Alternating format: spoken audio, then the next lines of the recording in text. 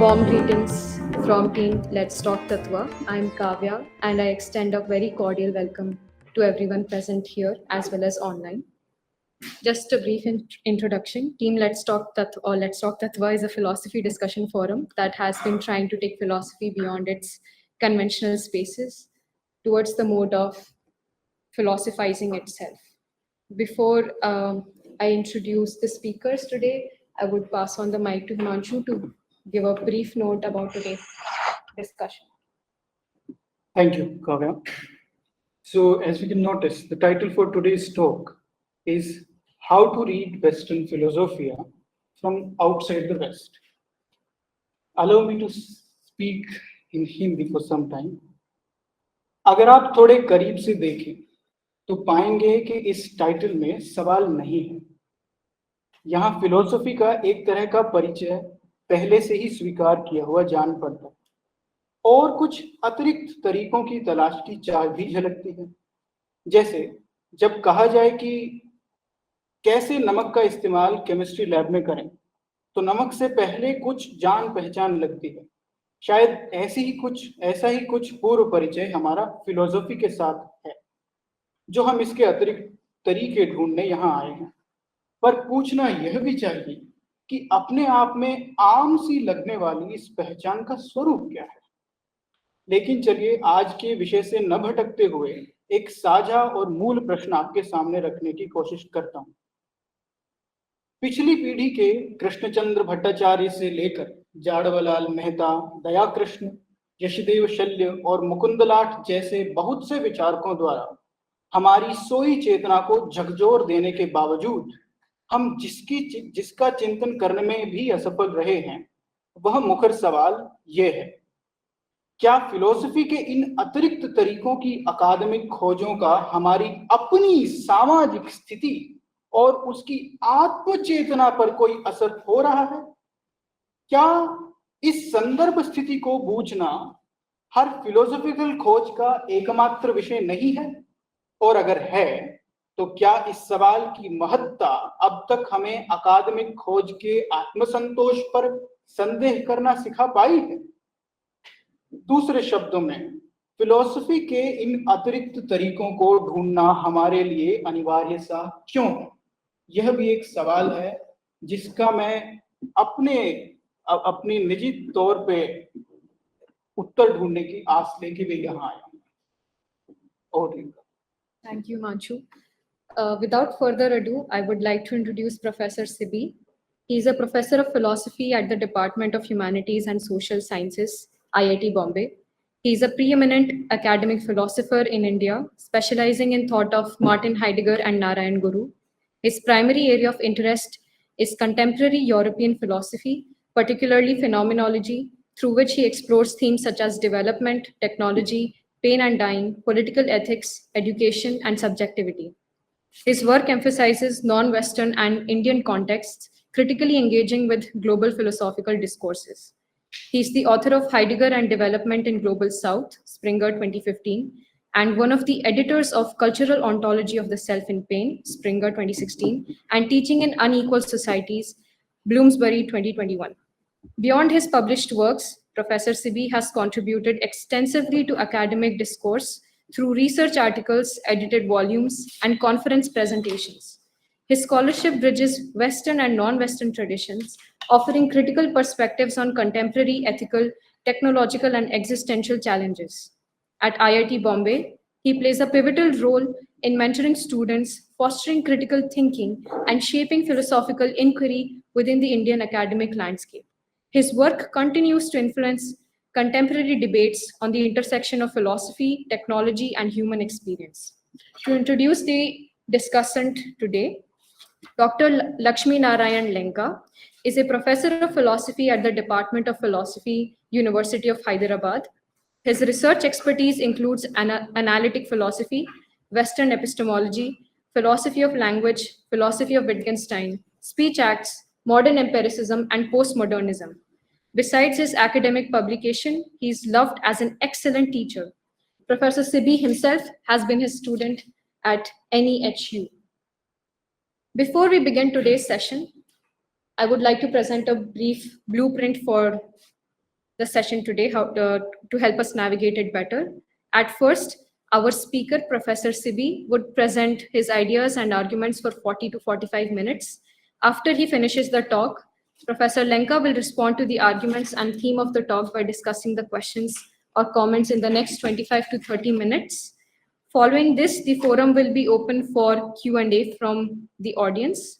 Everyone is welcome to raise their hands. And for those joining us online, please raise your hands on the Google Meet, or if the time doesn't permit, then please leave your questions in the chat box so that we can go through them quickly. All right. Before I pass over the mic to Professor Siby, I would also like to thank Abhijeet for helping us connect with our respondent today. Thank you so much. Over to you, sir. Okay. So good afternoon to all of you.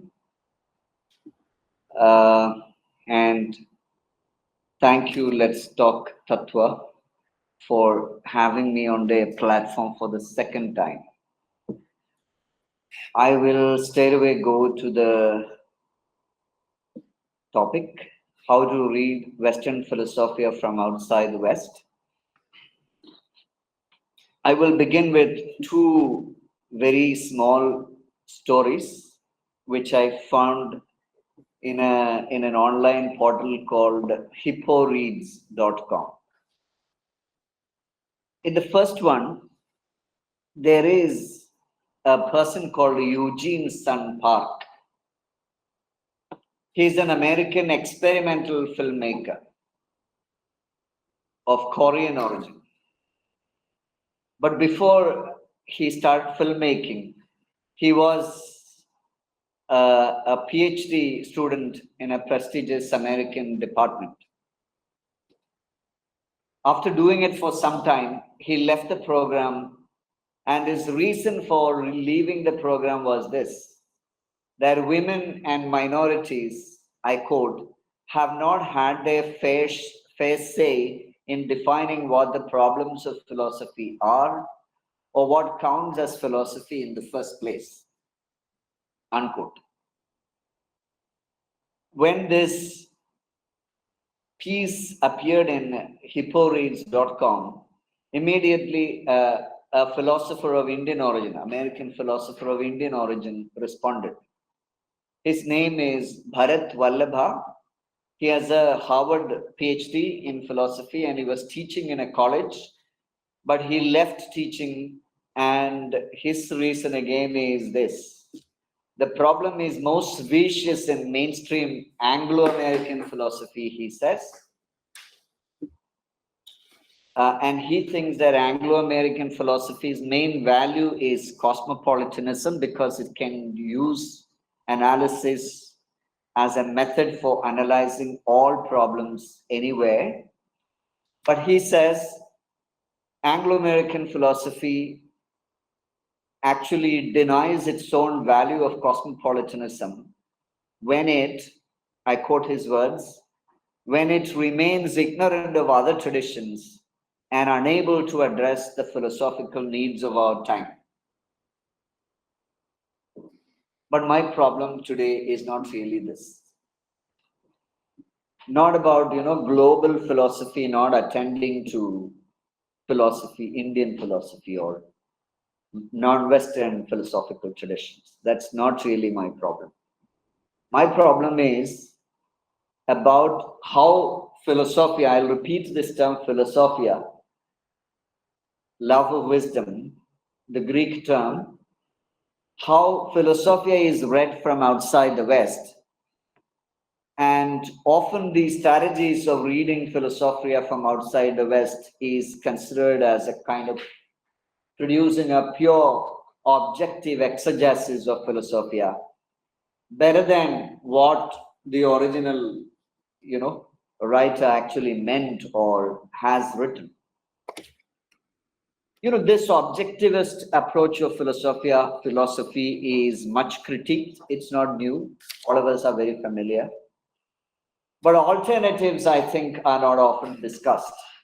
So I am very hesitantly, with many caveats that I can put in place today, I want to discuss some alternatives. These alternatives complement each other, and I would claim that they are all, the resources for these strategies, these alternatives are all within Western Philosophia itself. So we are not planning to undermine Western Philosophia in any way. Also, we are not saying that these are the only ways of doing Philosophia or reading Philosophia from outside the West. But my aim is to show how these ways of doing Philosophia from outside the West are the missing ways in our philosophy scene, especially. And I speak with certain context in mind. I speak with certain concern. The context is, whether you like it or not, the slow and soft death of philosophy in India. While many humanities disciplines are having their golden moment at this time, history, anthropology, literature, philosophy is dying. Many philosophy departments are closing down. And surprisingly and paradoxically, the basis for the reinvention of these other disciplines is actually Philosophia and continental philosophy in a major way. When philosophy began to be practiced in English in India in the colonial period, a valiant attempt was made by some pioneers to, who are these pioneers? Like Vivekananda, Aurobindo. They tried to illuminate the Indian world in a culturally foreign, alien idiom, which is English. In 2011, Nalini Bhushan and Jay Garfield published a book called, it's an anthology actually, a book called Indian Philosophy in English. And there, in the preface to their book, they write that these pioneers were not taken seriously by neither. By neither, they mean Indians and the Westerners. They also, in the preface, they mention an interview with Dayakrishna, Professor Dayakrishna. And Professor Krishna says that there was this crisis of the lack of confidence or crisis of, confidence at the birth of philosophy in English in India. And the basis, according to him, for this crisis is the attempt of the Indian writers to be the Westerners' equal. I will argue that this kind of mimetic reproduction of equaling the Western philosopher or equaling the original author or saying what exactly the original author says is actually a myth. But in fact, I also think that these pioneers did not exactly do that. They had some original thinking, original ideas to put forth. The German philosopher of the 19th century, Nietzsche, in his 1878 text, Human, All Too Human, here he thinks of the future. He envisages the future philosopher as a free spirit who thinks differently from what is expected of him or her from their zeitgeist, from their age, from their environment, by their origin, by their class, by their profession. And he writes that that's the philosopher, is the exception. The fettered spirits are the rule. That's the non-philosophers. But philosophy is not only the Nietzschean, free and fearless thinking. It is also foundational thinking. So even when philosophers say that, they have searched and they found the foundation to be not so much foundation, very shaky, supple, groundless, upground, they're still after the foundation. So having said these, few remarks in introduction, I now want to go to, reading strategies of reading Philosophia from outside the West. And I want to think of them as ways of philosophizing, ways of thinking, ways of poetizing, freely, fearlessly, creatively, foundationally, plurally, and so on. So the first strategy, I would say, bad word, strategy, but still I'm using this. The first strategy is critical reading, and this is the most practiced and well-known, most familiar of the strategies. So I will not spend much time on this. I will quickly run through this as it is the best known of the three strategies that I'm going to speak about. First, when we say critical reading, we are reading something. We are reading a text. So let's take text in a broad Derridean fashion as anything that is out there to be read, to be interpreted, so to be understood. So text for us in this philosophy audience is all philosophy materials. Not only the canonical literature in philosophy, whether Indian or Western, but also, all philosophical materials today are available, podcasts, online stuff, classroom lectures, all these let's put together under the banner of philosophy text. So reading any philosophical text involves paying close attention to what is said in the text, what is written, what is argued, what is, in short, revealed in the text for the reader. So reading also means paying attention to what is assumed. So, okay, reading means what is revealed. But reading also means, critical reading also means searching after what is assumed, what is invisibilized, what is concealed in the text, what is erased or misconstrued or undervalued or disparaged or distorted or falsified in the text. All these are also for us to be read. So how can we read them? How can we find these, positively and negatively? We can do that, I would suggest, both through the two prominent strategies of reading Philosophia in the 20th century Western philosophy. One is the analytic method, and the other I would put as the hermeneutic method. Both these are actually good strategies for reading Philosophia positive, texts of Philosophia positively and negatively. I have a lot of Heidegger in what I'm going to say from now onwards, and you would expect that, I'm sure. So Heidegger, in his introduction to Being and Time, speaks about destructing, or destructing is a word he uses, but destructuring or deconstructing is equal. So destructing the history of philosophy he speaks about. And for him, it is a negative method of critiquing contemporary receptions of Philosophia, interpretively receiving them, understanding them, and releasing Philosophia from concealments and misrepresentations and distortions. So, in fact, I have a long 15,000 words essay, which I'm, reducing to 40 minutes or slightly more lecture today. So in this longish essay, I have many illustrations of, critical possibilities of critical reading. I'll just say one, which is Levinas, because Levinas is a philosopher of the other. He is a post-Holocaust philosopher. But when we read Levinas's text, we find there that, according to him, Philosophia alone values the person. He thinks that Philosophia alone values the person. And he thinks that Philosophia alone values the culture of the person. So both the other and the other's culture. And in interviews, after interviews, Levinas has many things to say about the West, about Europe. So he worries about non-Abrahamic peoples flooding Europe and changing the Abrahamic cultural ethos of Europe.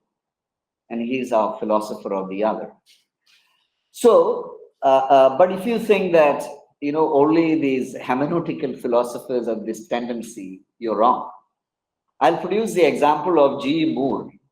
So, in a session he was chairing, the Indian philosopher Surendranath Dasgupta was giving a lecture on Vedanta. And at the end of the lecture, everyone is asking questions, and they asked Professor Moore to comment. And Moore says, I have nothing to say, I have no comments to offer of my own, then he says, I'm sure that whatever Dasgupta says is absolutely false. This is what Moore says. Critical reading can unearth such prejudices in the text of philosophy, and Philosophia is no way without these prejudices. Several attempts towards, critical reading of this variety have been attempted. I can give you the example of Robert Bernasconi, who is a Penn State University professor, who systematically analyzes all continental philosophers and brings out the prejudices behind their text. Heidegger, Levinas is a Levinas specialist, Levinas, Jean-Luc Nancy, all these people. We have feminists who are doing this, feminists who are reading the canon. They read the canon in the spirit of unearthing the prejudices behind the text.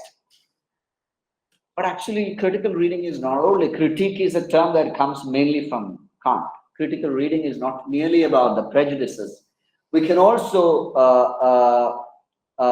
point out other untested assumptions, such as the self-evidence of the calculative, rule-bound rationality behind Philosophia. We can point out remnants of one-sided notions of the essence of the human being in Philosophia. We can point out views of history, religion, or any idea that is significant for human beings today, which are discussed in these texts, and the assumptions that we don't share anymore behind these ideas. So critical reading must be performed on all dominant traditions, on all traditions in fact, but on all dominant traditions especially, such as the Western, and also in our context, the Brahmanical tradition. For what? To destabilize their metaphysics of dominant presence. To destabilize their metaphysics of dominant presence. So with that, I conclude the first strategy. I have much more to say, but because on the interest of time, I go to the next one, radical retranslation. Radical retranslation.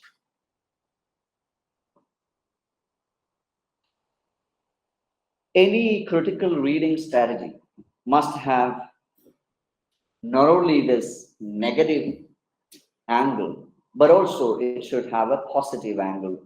I'm sure you would agree.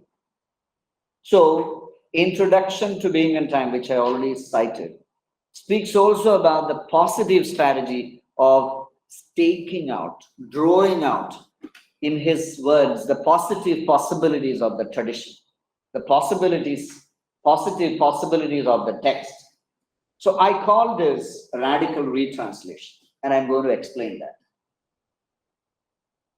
In translation studies today, and in the philosophical critique of literal objective translation in the 20th century, as in Heidegger, Derrida, and all, meaning making is always translational, considered translational. In this literature, there is the presupposition of what I call double translation, and philosophy itself as a radical retranslation. So what is the first part of the double? That's my concern now. The first translation of the double is what we call the semiotic principle. The semiotic principle simply means that the meaning of a linguistic sign can be translated or iterated or reiterated only in an alternative sign. So any sign can be reiterated only in an alternative sign. In translation, there is therefore, Derrida and all would say, a loss of meaning, a gain of meaning, a slippage of meaning. There is anyway polysemy, the profusion of meaning. So profusion of meaning leads to pluralism in translation. Anything can be translated in multiple ways. This idea is there in analytic tradition. In, for example, Quine's essay called Translation and Meaning, here he defends the thesis of the indeterminacy of translation. That makes Heidegger conclude, or what we said now makes Heidegger conclude, that philosophy itself is nothing but a mode of translation. he speaks about all these ideas in a 1942 lecture course called Erdeling's Hymn the Easter. For example, here he says all translating must be interpreting and all interpreting must be translation. I have a longer quote which I don't want to read. Let's give an example. So Heidegger uses this idea of, according to him, the Greek idea of being is presencing, constant presencing. And this idea of presencing is conceptualized throughout the history of philosophy in different terms that we are all familiar with. Logos, the one, eidos, Plato, energeia, Aristotle, actuality, actualitas in the Latin medieval tradition, substantia again in the medieval tradition, perceptio, monad, objectivity, spirit, and in Nietzsche's will to power. Nietzsche for him is the last metaphysician. So being as presencing, he says, comes to us in a streamlined fashion in Aristotle's concept of ousia. And ousia, according to him, originally for the Greeks meant an economic sense of present assets, the present assets that I have, one's property, present property that one owns. So Aristotle picks up this word, this typical Heidegger. Aristotle picks up this word and he gives a philosophical twist to the meaning of this term. And he's introducing presencing as, constant presencing as the meaning of being using this term. Therefore, even absence is determined by presencing. So if Philosophia is inherently about being as presencing, then its task is to bring out or translate the manifold meanings of being as presencing, being as revealed in different times, different contexts. So that's the way we can read this understanding of being as presence. And translation for Heidegger means translating the spirit of one language to another, to the spirit or ethos of another language, not literal translation. So he translates, for example, the word aletheia. Aletheia is the term we all use for truth, but he translates this. This is again vintage Heidegger. He translates it as unconcealment. Unconcealment. Yeah. So philosophy itself happens in these ways of translating ideas and conceptualizing them, according to Heidegger. Now to the second part of the double. What I mean by the second part of the double translation. What I mean here is this understanding philosophy itself as a radical retranslation. And we will spend some time on that. Translators are supposed to connect the readers to the original experience of the text in some way, without forgetting that every translation is an interpretation, without forgetting that one can never fully represent the original word, original logos. So as the original experience of concepts are always covered up or concealed by different translations and mistranslations, hermeneutical philosophies, the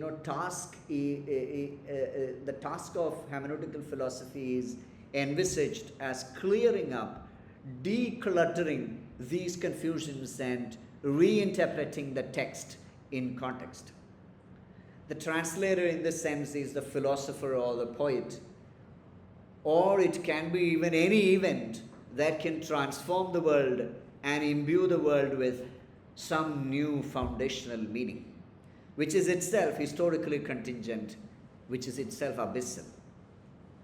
This view of philosophy as radical retranslation is further radicalized in an essay of Derrida called White Mythology, Metaphor in the Text of Philosophy, 1971.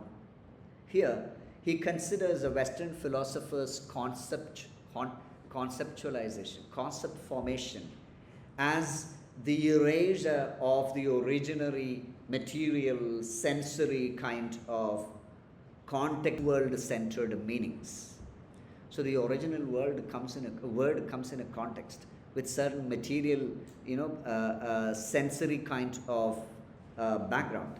Now that is slowly erased, and the word is projected as the abstractly neutral universal.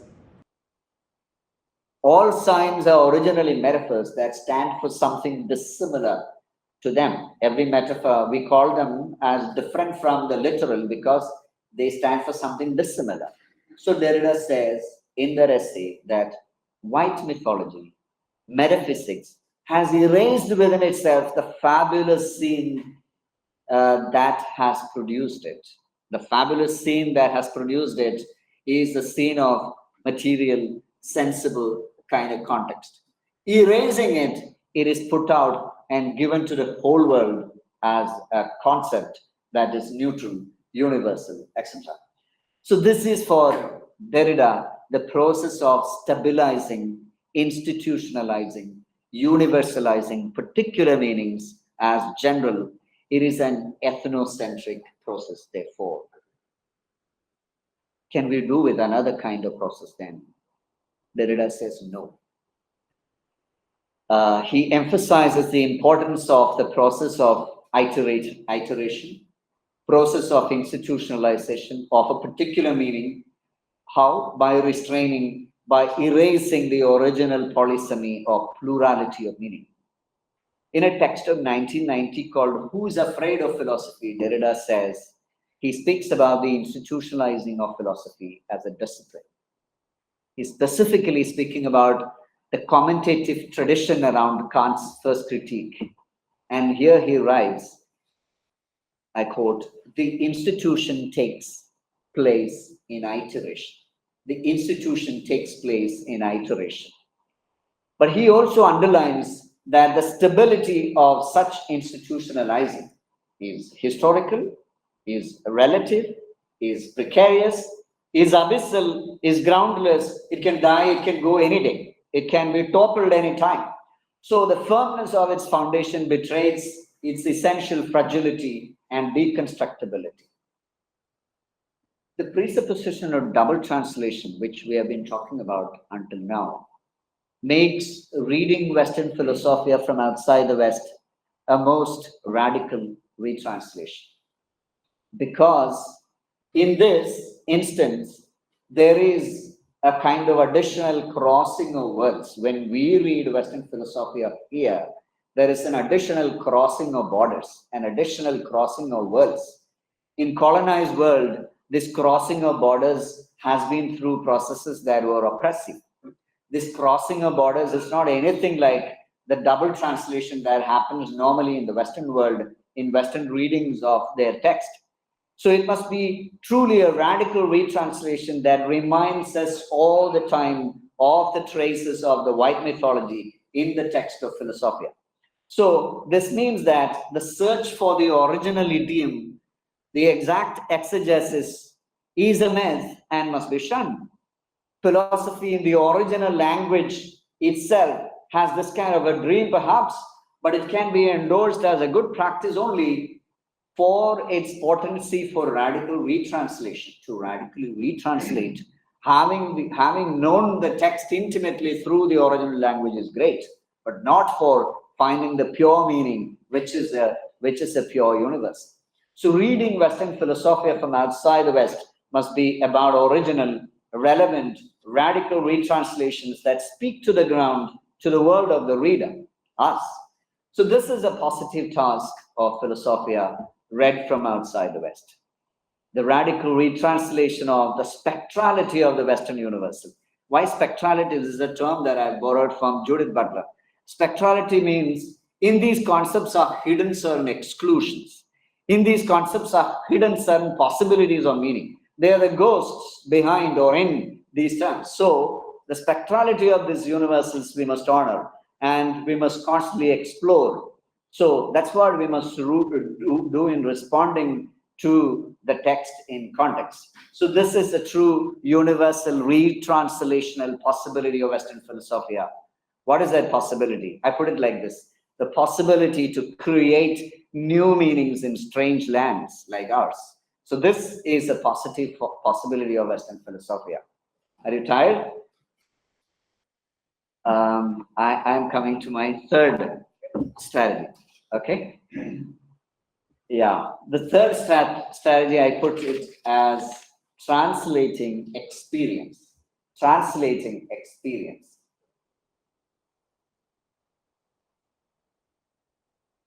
So we have been talking about the retranslation of philosophia. The retranslation of the Western universal from outside the West, we have been saying, is an uneven process. And Heidegger says that a particular translation of the Greek logos, Greek, which means philosophia, has become the dominant universal ethos of the late technological age, attaining a kind of planetary shape. And this is the only age of philosophia, Western philosophia, to achieve this planetary shape. No facet of the contemporary world is untouched by the colonizing logos of philosophia, either directly or indirectly.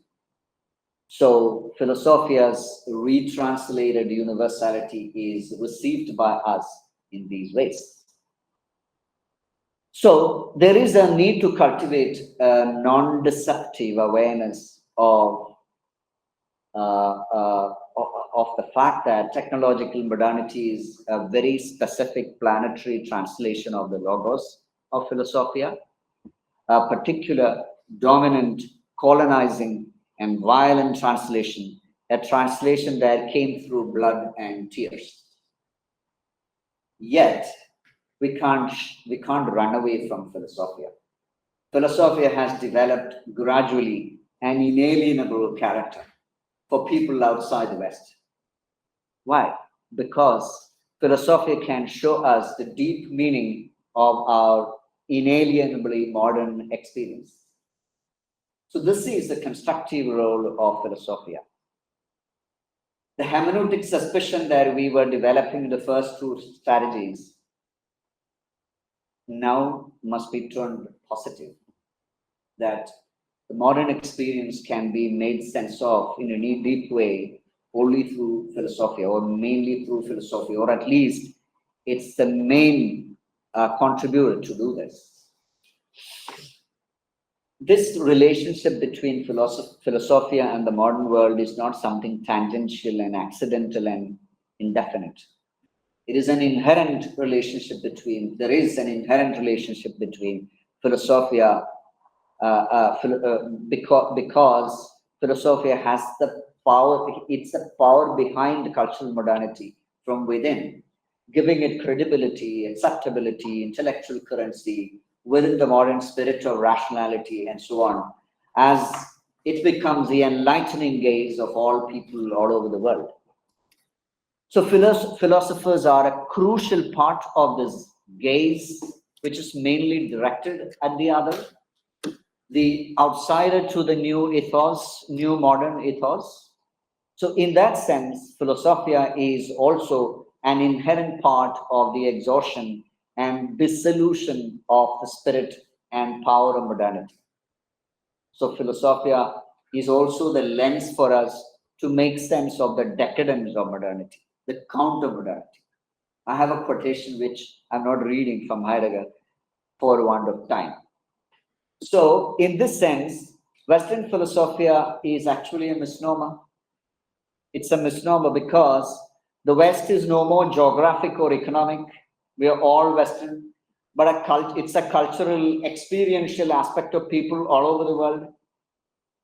So radical retranslation and critical reading are strategies to denaturalize. Actually, they are strategies to denaturalize from us, from our inalienability and the atomeness with philosophia that we experience in the modern age, and also the experience with modernity. the experience with Philosophia and the experience with modernity are both the poison and the panacea, bitter and sweet.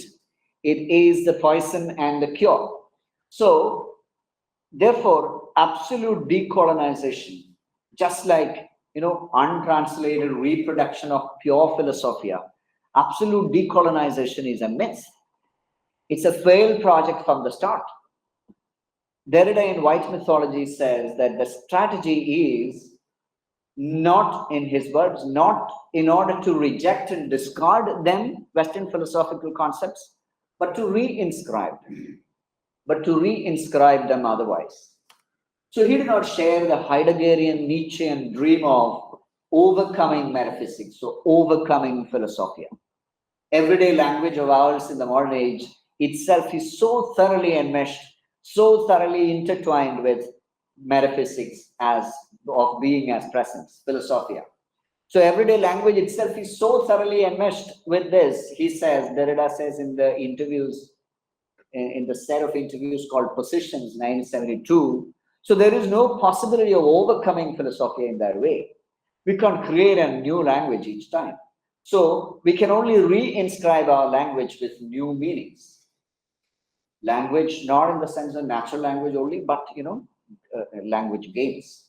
So decolonization means critical destruction and reinscribing without the romantic nostalgia, which is unrelatable to our contemporary experience. We are in a hybrid condition, and our hybrid condition as colonized modern subjects is an inescapable part of our being. It can only be questioned, negotiated, and put under suspicion, but it can never be wished away. The medium of Philosophia, a symbol and part of the cultural domination of the West, can itself become the critical eye for our post-colonial and quintessentially modern experience. Philosophia thus becomes a medium for making sense of our very contemporary lived experience as such in the modern world. This is a mode of constructive engagement with Western Philosophia, but engagement as if under erasure. Because we cannot be duped by the very medium, Philosophia, which we use to understand our experience deeply. Though it must be used and it must be found very useful. So the spirit of my proposal is not to widen the intellectual gap between the West and the East, or West and the non-West, another culture war, but to destruct, construct, or deconstruct, reconstruct our sphere of meaning without deceptions of thinking that we can produce pure concepts, and nostalgia, going back to the pure concepts, or thinking that we can get away from Western philosophy and Western ideas and modernity completely. These are all deceptions and nostalgia. So not mere critique and rejection of Philosophia, but it's radical retranslation that gives rise to new possibilities of meaning. Now, what's the time? Have I? 5 or 10 minutes. 5 or 10 minutes. Okay. We're speaking about these things because, from a phenomenological perspective, each block of our experience is an experience of the world.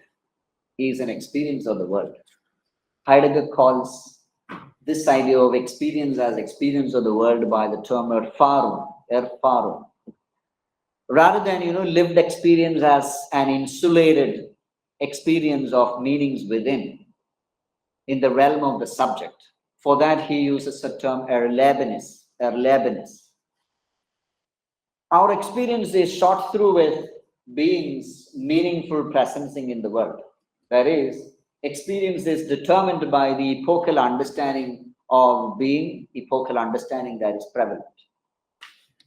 There are many ways of translating experience, making sense of it through philosophy. I have discussed here Hegel and Heidegger, how they have done it, and for want of time, I'm going ahead. As for translating experience, I'll speak about 2 ways in which it can be done in our context. So two ways of giving concrete experiential meaning to universal questions through philosophizing in our context, like in the context of South Asia. One is, I call it, for want of better terms, I call it context philosophy. Context philosophy. What do I mean by this? This form of philosophia is about Philosophia's radical contextual retranslatability. So Philosophia's border-crossing character we already spoke about. So it's very supple. It has a great adaptability. It has an adaptability as a translator of modern experience, and that makes Philosophia truly philosophy in the normal ways in which we speak about. So as context philosophy, Philosophia is not triumphantly universal and insularly Greco-European. It's contested, radically retranslated concept metaphors are capable of translating our experience, because Philosophia is the secret spirit that powers modern experience. The uncritically valorized form of Philosophia pushes modern experience to its absurd limits. That's what I spoke about as the decadence of modernity. I have again a quotation I won't read. But we fall into Heidegger's trap of dreaming up the pure origin of Philosophia, or abandoning or getting over with Philosophia when we consider contemporary experience as unaffected by the Greek logos that gave rise to modern technological rationality. I'll give an example. I'll attempt an example with a lot of hesitation. There can be context philosophical readings of philosophy of science, for example. Contemporary science flourishes on universal techno-scientific protocols, we all know, assisted by big capital, heavy technology all over the world. We can't do today's science without technology. And technology is, science is behind technology also. So context philosophical discussions of science will see the unequal distribution and concentration of science in the global south. Although Philosophia is the very ground of contemporary science, all modern science.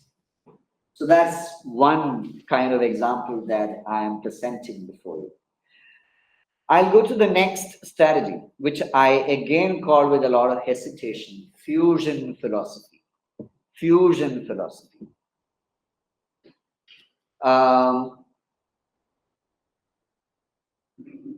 Translating the meaning of modern experience can occur by fusing, morphing, mixing Philosophia with philosophies and thought from our context, from outside the West. Such as, classical and contemporary Indian thought. What I have in mind is the Gadamersian manner of fusing horizons of two sets of text. But always, absolutely good and, consensual or well-formed fusions may not be possible. But let's recognize the non-possibility of fusing them. With this, the kind of distance that Philosophia has from the deep meaning of our experiences, for those of us who are outside the West, that is in some sense bridged. So Philosophia complements and enriches one's view of the phenomenon in question in this way. It responds to the philosopher's situatedness in a world of hybrid fusions, Indian and Western intellectual and cultural currents in our case. The philosopher thus trespasses the boundaries of the rules of analysis with the aim of making sense of their concrete experience in the world. Again, I'll give you an example that will make it clear what I have in mind. And the example in this context is Ambedkar, who relied on Western philosophy a lot because he was educated for a long period of time in the West. But he also embraced Buddhism towards the end of his life. But before he embraced Buddhism, immediately before his two or a few months before his death, he was going on discussing Buddhism for quite some time. And he was taking interpretive liberties without any qualms about the purity of the Buddhist or the Western traditions. His sole purpose was of making meaning out of one's contemporary existence. His concern was the emancipatory cultural ethos of the formerly untouchable castes of which he was a member. His concern was the emancipatory cultural ethos, he realized the effective significance of religion for his people and embraced Buddhism with them.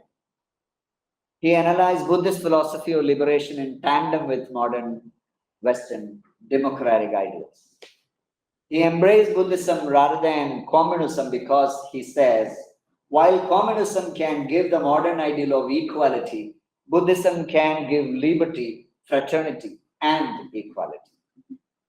Even as he chooses Buddhism, his very analysis is shot through with the sensibilities, strategies, the references, and the ethos of Western philosophia to a great deal.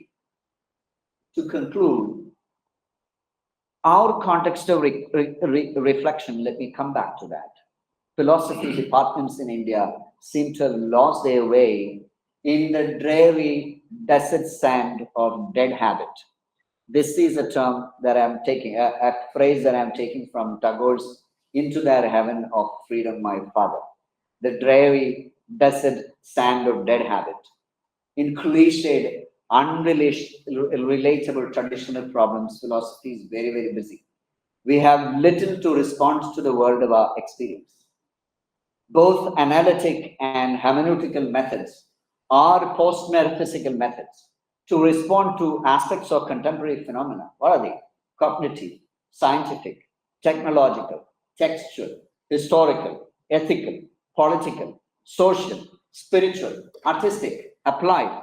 All these phenomena around us, our ways of doing philosophy is to give deep meaning to these things that are around us and we experience.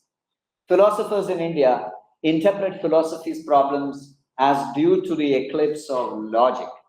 This from some of my personal interactions with, colleagues who say that why is philosophy dying? Because we don't do good logic anymore, they say. I think these people are thinking of philosophy as method. Philosophy as method. Philosophy is not method. Methods are for understanding foundational problems, which is what philosophy's job is. Indian philosophers of the modern era, Aurobindo, Ambedkar, Phule, Gandhi, Narayana Guru, Tagore, these are people who conspicuously are absent in our syllabus today. And these are people, I think, who meaningfully attempted to relate classical Indian themes to the predicaments of modern existence in genuinely creative ways. Ambedkar, he had a classical Indian theme, which is caste. Narayana Guru also had a similar theme. Yeah. As I pointed out, some of their discussions are good examples of context philosophy and fusion philosophy, as I see it. I'm concluding. Indeed, Philosophia begins when we wonder about a fundamental question in response to phenomena that trouble or fascinate us. The fundamental mood of the philosopher, according to Aristotle, is wonder. The philosophical conversation happens when the rich repository of philosophical text, Western, Indian, or any other, African, or any other, is radically critiqued, retranslated, and connected to the phenomena that is fascinating and troubling us in our current world. When this does not happen, is there philosophy at all? If it does not happen, in my opinion, philosophy is not taking place. Philosophia's charm is that it can always connect us to the deep meaning of our experience. Thank you.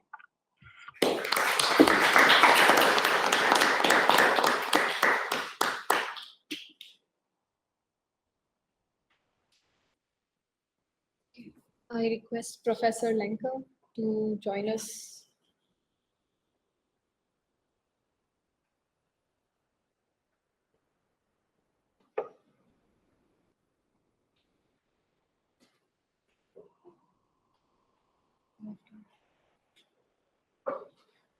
Am I audible? Yes, sir. Okay. So first of all, I thank Let Us Talk Tattva for giving me this chance to participate in your program, and particularly to Abhijeet and Himanshu. Actually, we met each other in the last conference on Wittgenstein. I should be very honest in saying that I cannot understand many of the things that Professor Siby talked, because particularly because of the fact that I am not very well acquainted with the say terminologies used in phenomenology, particularly this Heidegger terminologies that he used.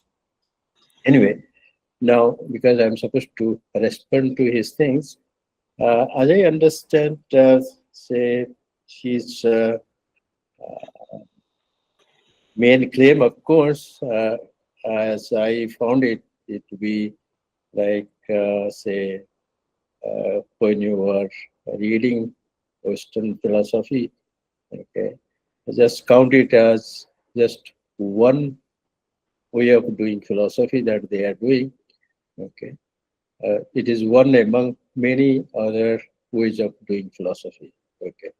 So in a sense, to put it very crudely, you need not love it very blindly, nor should you hate it. So in that sense, you should have a way of critical thinking, of course, is very much required in doing philosophy. Okay. And secondly, we also talked about your translation, radical translation rather, and then in a sense experiencing with philosophy, okay. So much so that the Western philosophy is experienced so much now that in a sense it has in a sense overpowered every other philosophy, or say your mind even, or thinking even, so that you don't have any escape. You have to do or understand, or whatever, whenever you are doing this any kind of philosophy, in a sense, Western philosophizing or the way of philosophizing there is accompanying your way of doing philosophy. Okay. From my perspective, actually, this topic of reading Western philosophy from outside, for me, actually, reading is just another word as understanding. Okay. And writing is something like meaning. The author is writing something in the sense that he wants to mean something, and the reader is reading in the sense that he is trying to understand something. Okay. So the words I change as in place of, say, reading and writing, we can mean it as understanding and meaning. Okay. There may be some, say, big gaps in between. I hope, say, CB can correct it or tell you the gap if there is any between the this kind of translation that I am making, okay, or understanding that I am making. Okay. So reading is just a kind of understanding. So when you understand Western philosophy, you need to be very critical. Okay. So it is a kind of, because after all, doing philosophy is a critical thinking. So you have to be critical.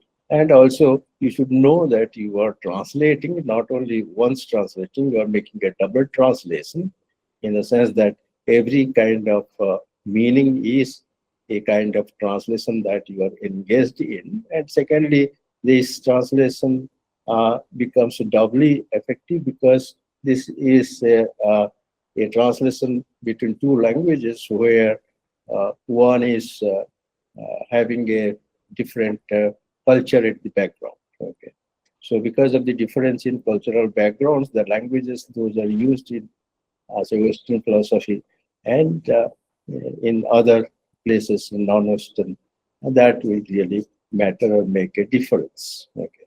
And the third criterion that he put forth is that when you are reading any philosophical text, not only this Western philosophy, you should also be thinking of this live experiences, how it actually affects your experience.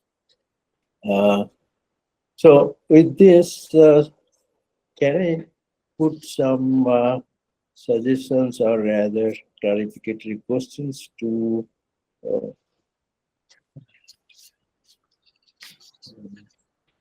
Professor Siby?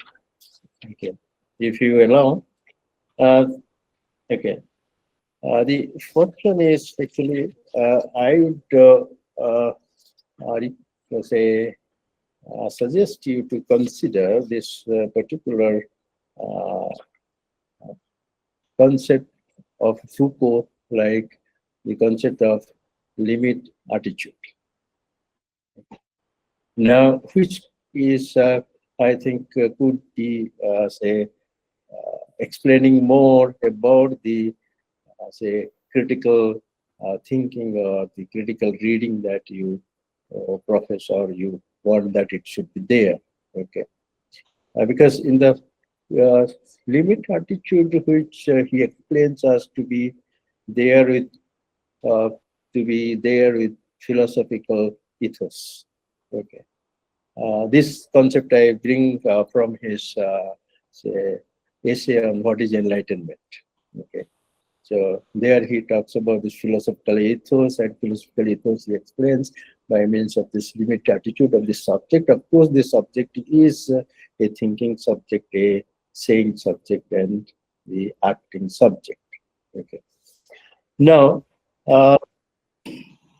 so in that case, what happens is why I am thinking of that particular concept, because as a reader or as the person you are understanding the Western philosophy, you should not be treating yourself as to be either a outside Western or inside Western.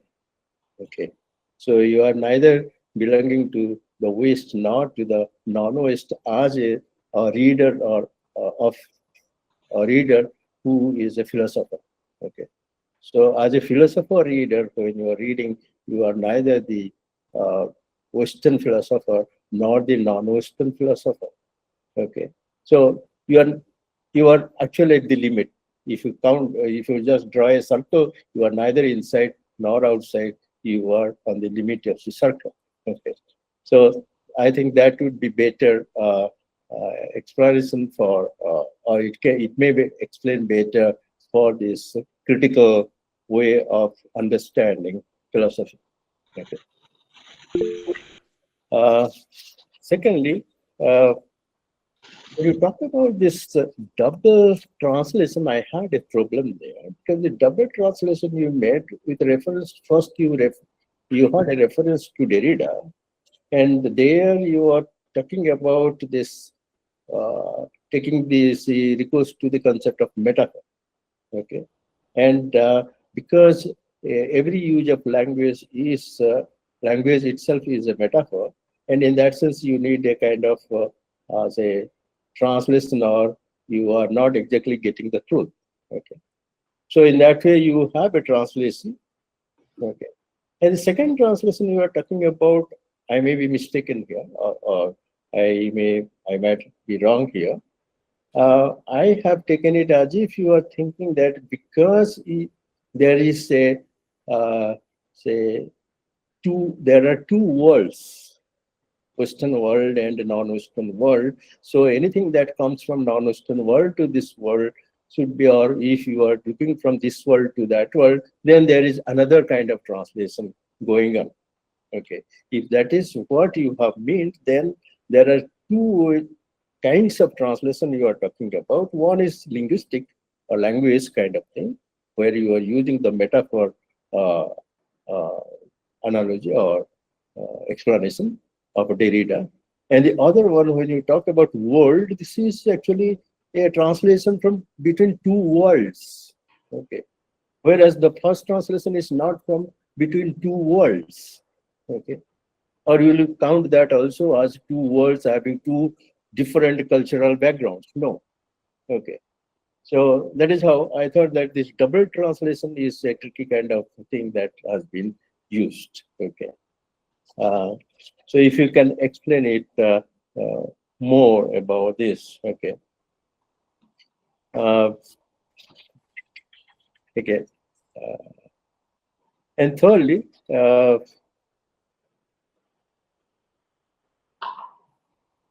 this is about a line that you have written about the institutions, okay, which institute themselves. Okay. So there I had a problem that do you think that this institution and deconstruction, they are two contrary terms? That whenever you try to institute or something is institutionalized, okay, now is it actually a threat to deconstruction? And similarly, is deconstruction always a threat to every kind of institution? Okay. So are they mutually threatening to each other? Every institution and deconstruction. Okay. This is my second question. The next question that about this, say, your use of Derrida's term called, say, deconstruction in relation to this institution. Okay. Yeah. Now, the other thing that I have in mind is about your, again, coming to this double translation. I thought that why do you think that this translation, when there are transworld kind of thing, or because you are in different space and time and with different cultures, then to understand the person from other, say, thing, other world or other, say, culture, it is quite difficult and you need a kind of translation there. Okay. So,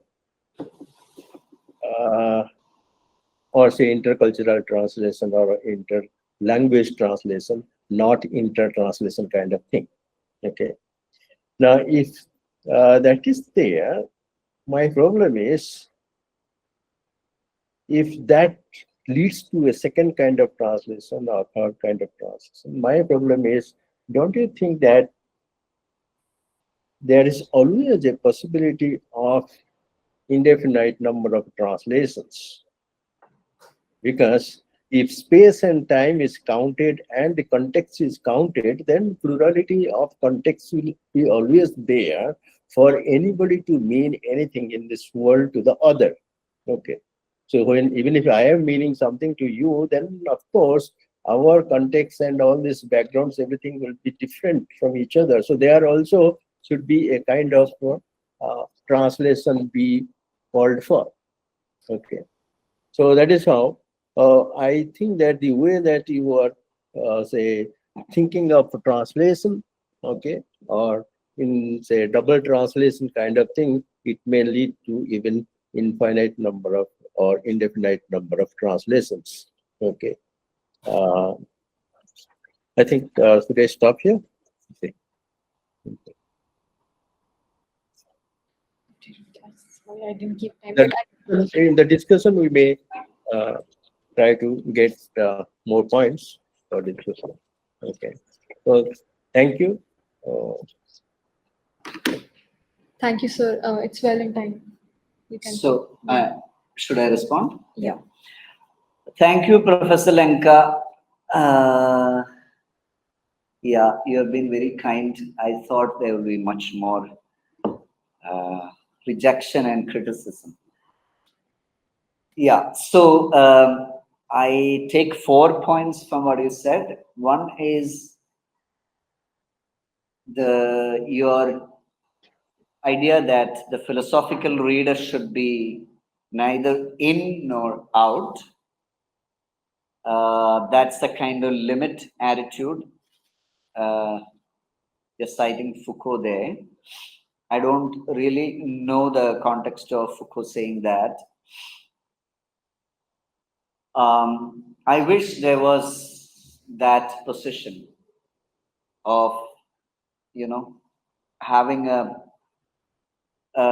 neutral position where we are neither here nor there, but are able to understand the text without its context, or understand the text with a kind of God's eye view. But I think that eye view is not there, but that doesn't mean we should not try for objective understandings, or we should not aim for something definite. We can, even with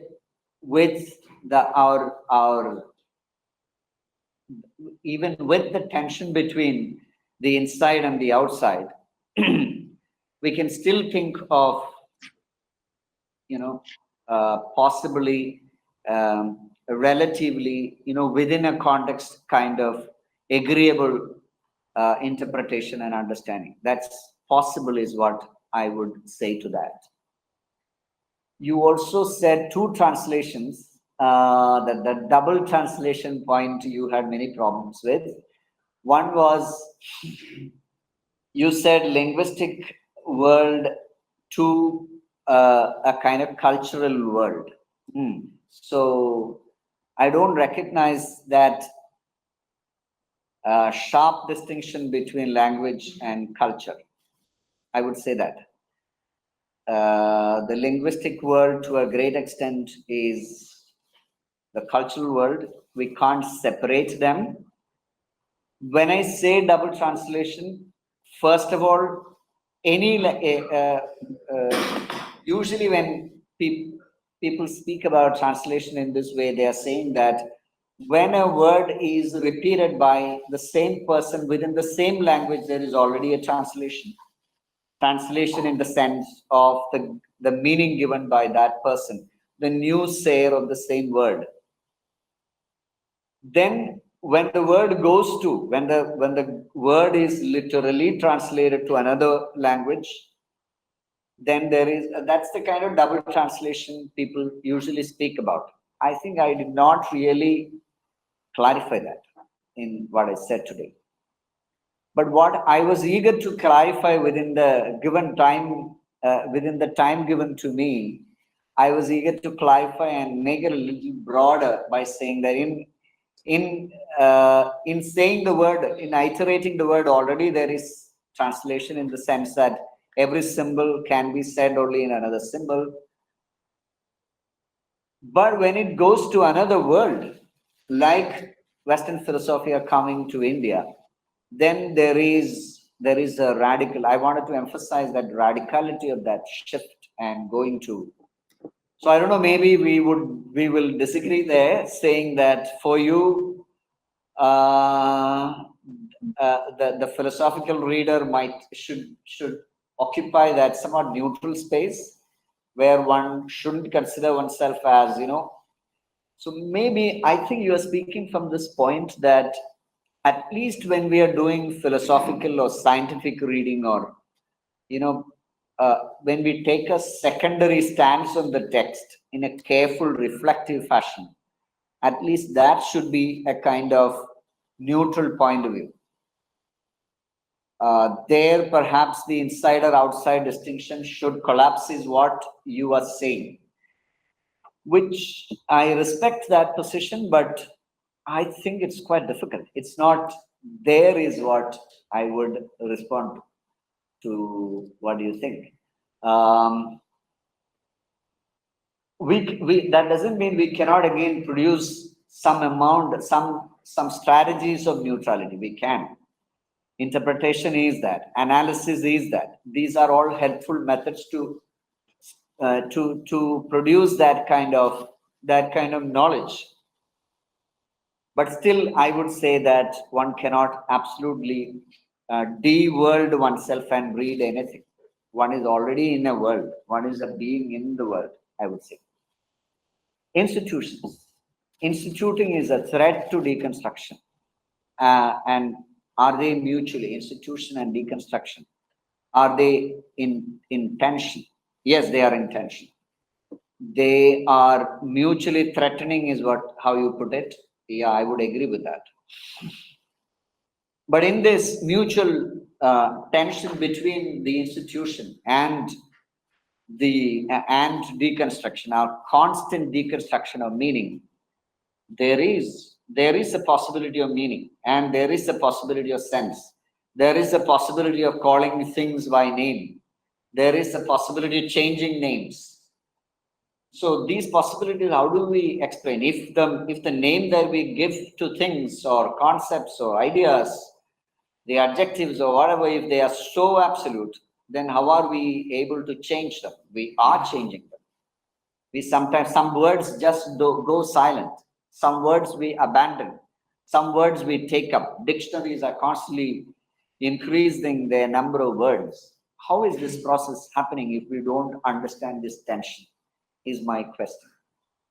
You were saying in infinite number of translations. I am not afraid of infinity, I would say.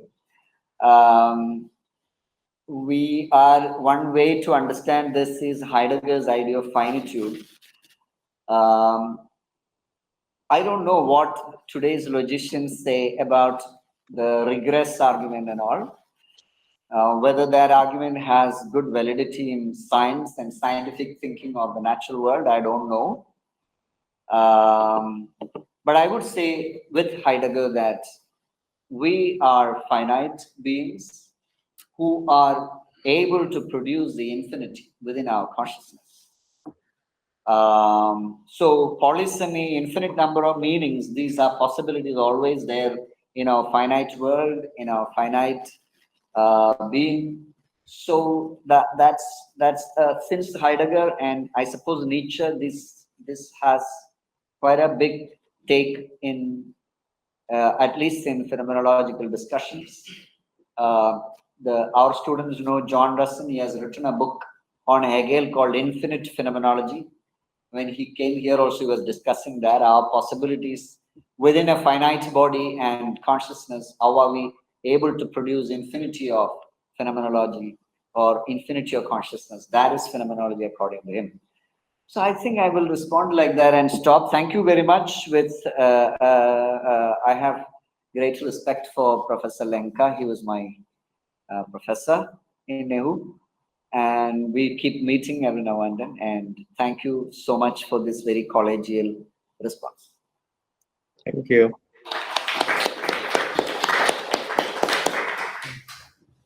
We still have 10 minutes, 9 minutes. So we can take one question that is in the queue. Yeah. We can have more also. We can have more? Okay. I am ready. I am okay. I think Saji has raised his hand. I've been raising that hand for like what, half an hour. Yes, please, Saji, please, you can unmute yourself and ask the question.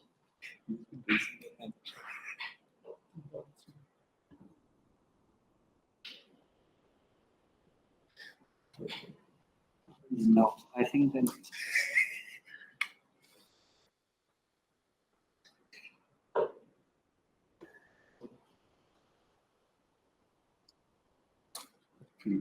Since there is no response, we'll take other questions. There's Sir, first of all, thank you very much for.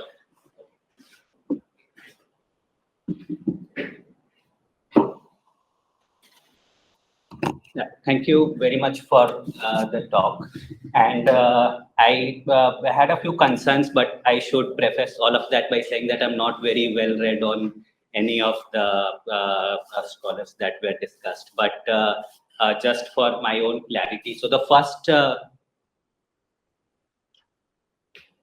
concern that I had is that does your position risk collapsing into some sort of epistemic relativism? Now, why I ask that, because all of us are aware of this. This thing is becoming very predominant all across India. This rise of Indian knowledge system departments, and the whole idea is that we have our own way of knowing. So, say Ayurveda. When Ayurveda goes for, you go for a treatment, they will first identify what's your nature, Vata, Pitta, and Kapha, and then they will prescribe the medications accordingly. And there is an internal justification on all of that. And when asked, that justification can be produced. But it seems to be epistemically incommensurable with other, say, systems of knowing, if we can say that. So if we are to have this sort of an idea that there could be different incommensurable knowledge systems, then for me the concern is that, and you, while you're in your response, you were saying that we should not let go of the idea of objectivity per se. And so I assume that you will still try to preserve some that in some sense. But it does not still answer that how do we not risk collapsing into some sort of epistemic relativism with this sort of an idea that you are advocating for. So, yeah, thank you. I certainly would like some amount of some way in which we can have objectivity. And science is one, global science is one. And in the last lecture I gave, I have been emphasizing, lecture means in the conference on truth and being, that conference, I was emphasizing the need. On the one hand, I was emphasizing that truth is a very fragile thing, that truth it doesn't have the kind of ground we would like it to have. But we can still socially produce truth. Truth producing institutions, we should guard them. And at the moment, our best institution for doing that is modern science, at least in that realm. Oh, yes. Scientific understanding. So we should do all that is in our power to preserve it, is what I thought. I still think. That does not do away with these tensions that I'm trying to address today, is what I think. There might be many other perspectives. So I'm open to all of them. But I think that truth does not come easy. Objectivity does not come easy. They're always in tension with these multiple perspectives and points of view. And this is all not because of our fault, not because we would like to be relativistic, but because there is relativism in the very makeup of the human being. It's an ontological thing that, we are being in the world. We are historical. Meanings come to us in a particular fashion. We respond to it in a particular fashion. On the one hand, we would like stable foundations. On the other hand, these stable foundations are always under threat. These are the only ways. I think the more we recognize it, the more we will guard our truth-producing institutions, is what I think. Yeah, thank you, sir. And you can choose not to respond to the Indian knowledge system. I can. The Indian knowledge system, see, I didn't, I just forgot, I took the last part, and,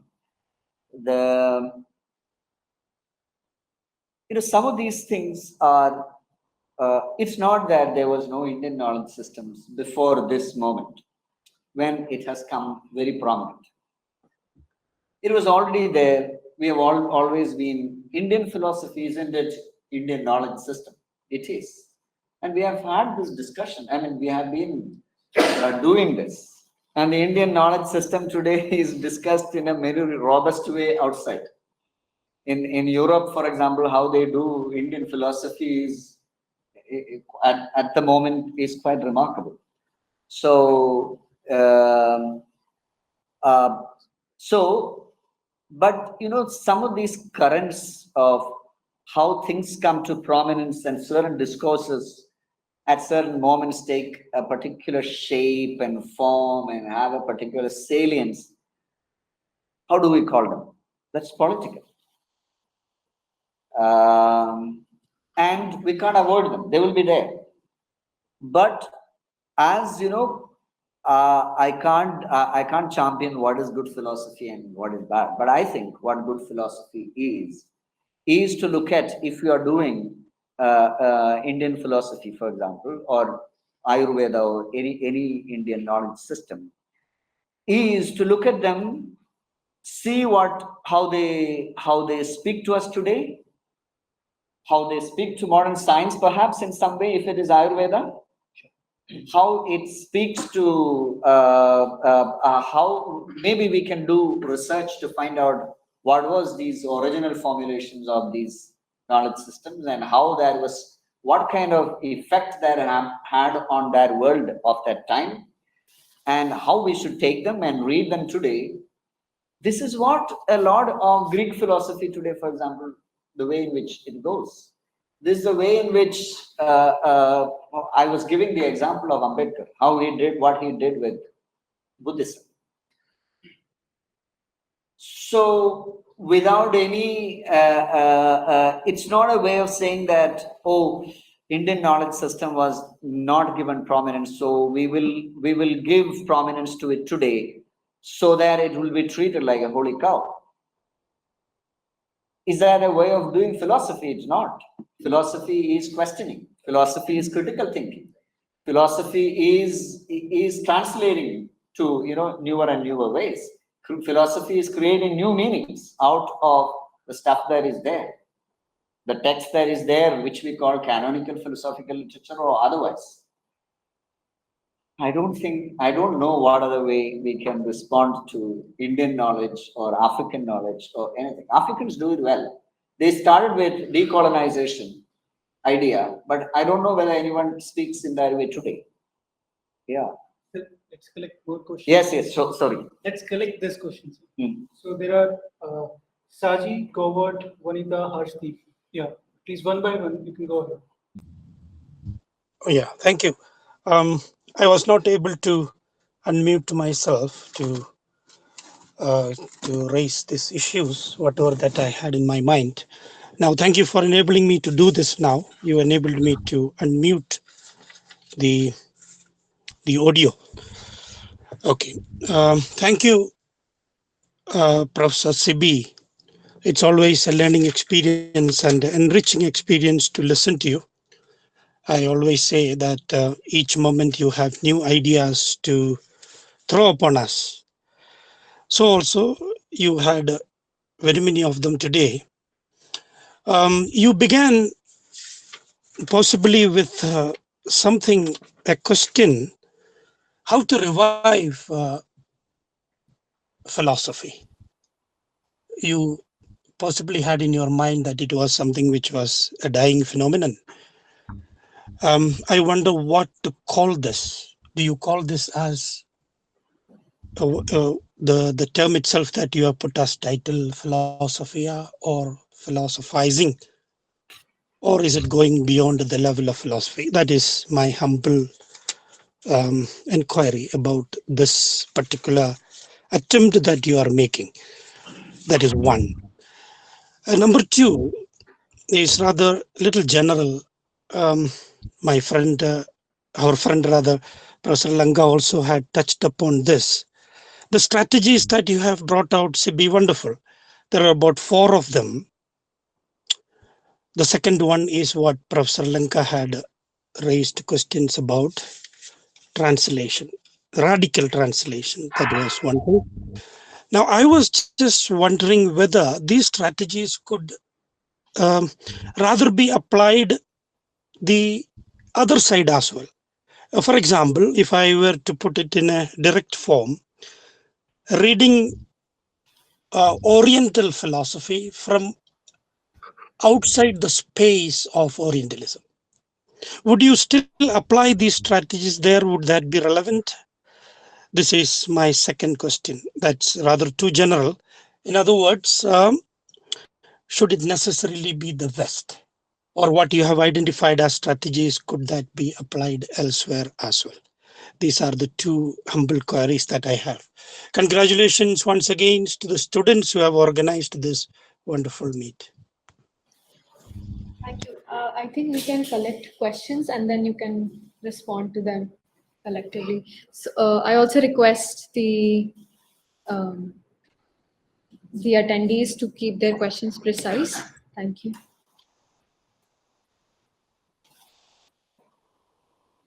Yeah, next question, please. Go ahead.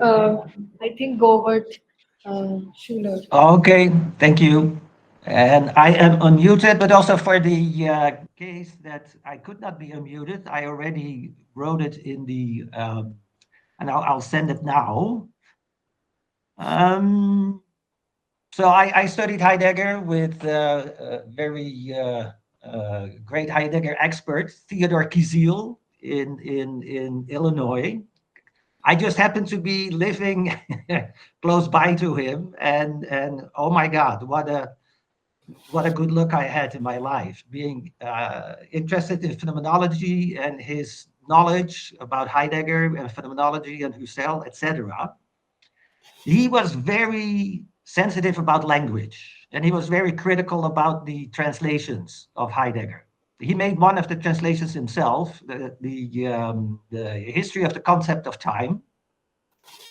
So I was wondering, for the accessibility of Heidegger in India, would it be good to have Being and Time translated by an Indian philosopher, either in English or in Hindi, from the original German, but then with more appropriate, culturally appropriate, sensitive terms, instead of being too, Germanic about it, or too, close to the German itself. And would that open up maybe, a nice wave of interest into Heidegger? I got more questions, but this might be a helpful one for. I'm in India myself. I'm with Dr. Saji at NEHU. I'm a research scholar. I'm doing phenomenology and Krishnamurti. So I'm doing a lot of fusions in the Gadamer sense, almost too much. Anyway, that's my question, and thank you for your wonderful, challenging, great, insightful lecture. Thanks. Thank you. Yeah, next, Vanita and then Harshdeep, and then you can respond collectively. Yeah, very good evening, sir. I'm Vanita here, Vanita Barkekar from IGNOU. I'm pursuing my PhD in translation studies. I'm a PhD research scholar. My question is that, as you said, that there is various variation in the terms of words to preserve the words. How, like in philosophical translation, how in that philosophical terminology, how we going to preserve the words, that upcoming words, like the older which we are as it is, we can't change it, we are used to it. So when the new terminology comes, how we are going to give the accessibility, and in the term of translation, how we are going to do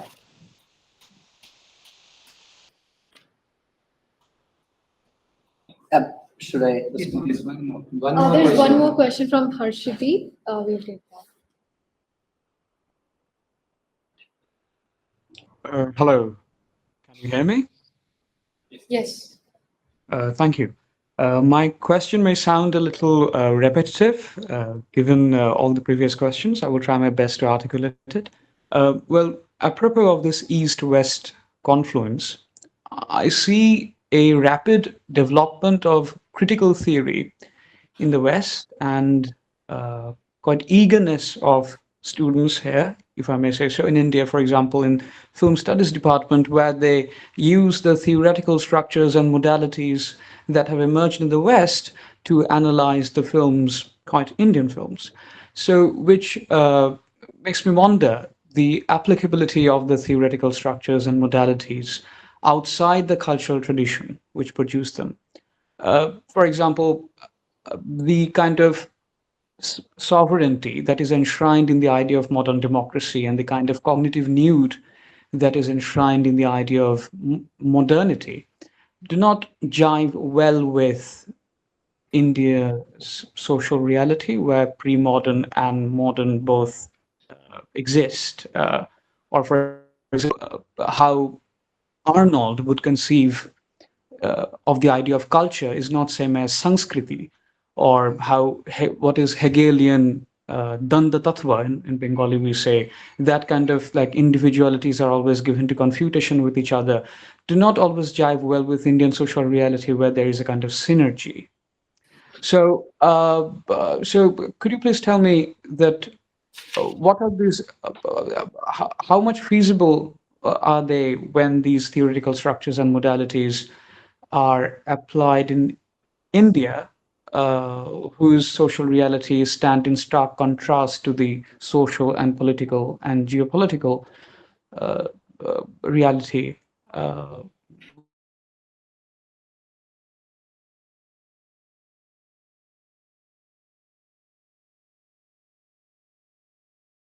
Yeah, so could you please elaborate? Thank you. Yes. Yeah. So Saji, for your information, we were doing PhD together in NEHU, and now he's a professor in NEHU.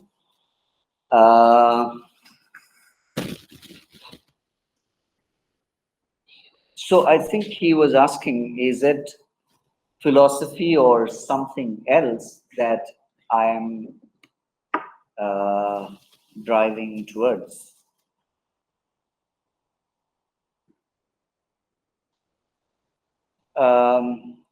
Heidegger used to say that Western philosophy is an oxymoron because, philosophy is only Western, is the idea. Now, a lot of criticism is there about that. But I think what he meant was Philosophia is Western. There are other modes of thinking about foundational matters. That will take another tradition, another name, another set of terms, all that. But then today, at least for me, Philosophia is important for some of the reasons which I mentioned in the talk. Also, for whether good or bad, modernity is there. And I understand with Heidegger that modernity is it's the most recent way in which the Greek logos is appearing before all of us.